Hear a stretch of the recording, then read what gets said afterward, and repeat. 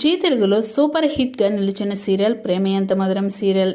అయితే ఈ serial flash back లో ఎప్పటికప్పుడు రాజనందిని ఫేస్ ని క్లారిటీగా చూపించకుండా ప్రేక్షకులను సస్పెన్స్ లో పెట్టారు. చివరికి ఎలాగైతేనే ఇప్పుడు ఫేస్ ని రివీల్ చేసేశారు. అయితే ప్రెజెంట్ సీరియల్ తర్వాత ఎలా ఉండబోతుంది, రాజనందిని ఆత్మ అనులోకి వచ్చినప్పుడు ఎలా ఉండబోతుంది, ఆర్య అను పెళ్లిని కూడా ఇంట్లో వాళ్ళు త్వరగానే ఒప్పుకున్నారు. అంతేకాకుండా వాళ్ళ పెళ్లి పనులు కూడా చకచకా జరిగిపోతున్నాయి. దీన్ని బట్టి చూస్తుంటే ఈ సీరియల్ మరాఠీ కంటే కన్నడలో తీసిన విధంగా డిటో తీసేస్తున్నారు. మరి కన్నడలో ఈ సీరియల్ ఏ విధంగా ముగిసిందో ఇప్పుడు మనం ఈ వీడియోలో తెలుసుకుందాం. దానికన్నా ముందు మీరు ఫస్ట్ టైం మా ఛానల్ని చూస్తున్నట్లయితే మా ఛానల్ని సబ్స్క్రైబ్ చేసుకుని పక్కన బెల్ ఐకాన్ కూడా యాక్టివేట్ చేసుకోండి. మంచి ప్రైమ్ టైం సీరియల్, మంచి దమ్మున్న కథ, అందులోని ప్రతి నటి ప్రతి నటుడు మనసు పెట్టి ప్రతిభ చూపిస్తున్నారు. ఒరిజినల్ మరాఠీ సీరియల్ తులా పహతేరే ప్రసారం జరిగిన నాళ్ళు ఫస్ట్ సెకండ్ ర్యాంకుల్లో ఉండేది. దాని ఆధారంగా కన్నడలో రీమేక్ చేసిన జ్యోతే జ్యోతియాలి సీరియల్ కూడా టాప్ 5 రేటింగ్స్లో ఉంటుంది. కానీ తెలుగులో వచ్చేసరికి ఎందుకో చతికిల పడిపోయింది. జీ తెలుగులో ప్రేమ ఎంత మధురం పేరిట ప్రసారం అవుతుంది ఈ సీరియల్.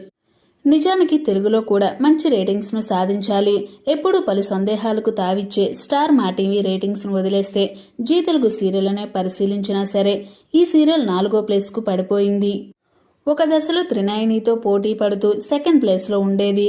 వాస్తవానికి త్రినయని పరమ బోరింగ్ కథ, ఎలా ఉన్న ట్రీట్మెంట్ మరీ చెత్త, పాత్రల క్యారెక్టరైజేషన్ కానీ కథలోని గ్రిప్ కానీ చాలా అంశాల్లో పూర్ డైరెక్షన్. అయినా సరే హీరోయిన్ పాత్ర, దాన్ని పోషిస్తున్న ఆశికా గోపాల్ ప్రతిభ కారణంగా ఫస్ట్ ప్లేస్లో కొనసాగుతోంది. త్రినయనితో పోలిస్తే ప్రేమ ఎంత మధురం సీరియల్ కథలో దమ్ముంది, కానీ దర్శకుడు పూర్తిగా కన్నడనే ఫాలో అయిపోతున్నాడు. పాత్రల పేర్లు సహా ఏ మార్పులు లేవు. సగటు టీవీ సీరియల్ అవక్షణాలన్నీ ఇందులోనూ ఉన్నాయి. జీ తెలుగు క్రియేటివిటీ టీం లేదా ప్రేమ ఎంత మధురం సీరియల్ నిర్మాతలు కాస్త బుర్రలు ఉపయోగించిన ఈ సీరియల్ మా టీవీ సీరియల్కు మంచి పోటీ ఇవ్వగలిగేది. అసలు కథలో థ్రిల్ పాయింటే రాజనందిని పాత్ర. ఇన్ని నెలల తర్వాత ఇప్పుడు ప్రవేశపెట్టారు. ఇప్పటిదాకా నడి వయసు హీరో, లేత వయసు హీరోయిన్ ప్రేమ కథతోనే కథ నడిపిస్తూ వచ్చారు. ఈ రాజనందిని పాత్రలో ఓ కొత్త మొహం కనిపించింది. డౌట్ ఎందుకు మీకు, కన్నడ నటే. తెలుగు టీవీ సీరియల్స్ అంటేనే కన్నడ తారల హవా కదా, ఈమె కూడా అంతే.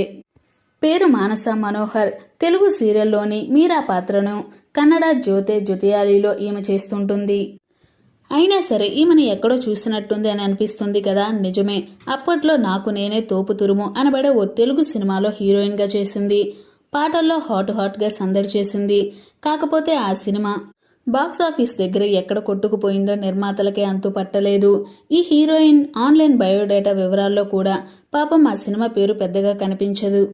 ప్రేమ ఎంత మధురం హీరోయిన్ వర్షతో పోలిస్తే ఈమె హైట్ ఎక్కువే. రాజనందిని పాత్రకు భలే సూట్ అయినట్టే కనిపిస్తుంది. నిజానికి మరాఠీ ఒరిజినల్లో హీరో పాత్ర మొదట్లో సాఫ్ట్గా ఉన్నా తర్వాత దాన్ని డార్క్ సైడ్ వేరే కనిపిస్తుంది. అలా హీరో పాత్రను తీర్చిదిద్దారు నిర్మాతలు, దర్శకులు. రాజనందినిని జెండేనే చంపేస్తాడు. చివరికి తనే సూసైడ్ కూడా చేసుకుంటాడు.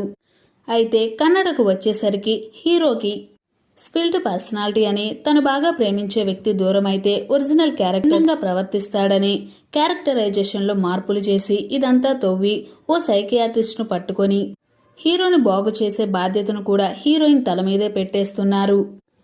ఎలాగూ కన్నడ సీరియల్కు తెలుగు సీరియల్ మక్కి కాబట్టి ఇకపైన ఈ కథ అలానే ఉండబోతుందేమో. ఓకే ఫ్రెండ్స్, ఈ వీడియోలో రాజనందిని ఎవరో మీరు తెలుసుకున్నారు కదా. అలానే కన్నడలో కూడా ఈ సీరియల్ ఏ విధంగా ఉండబోతుందో మీరు తెలుసుకున్నారు కదా. ఇలాంటి మరెన్నో లేటెస్ట్ అప్డేట్స్ కోసం వెంటనే మా ఛానల్ని సబ్స్క్రైబ్ చేసుకుని పక్కన ఉన్న బెల్ ఐకాన్ కూడా యాక్టివేట్ చేసుకోండి. Thanks for watching this video.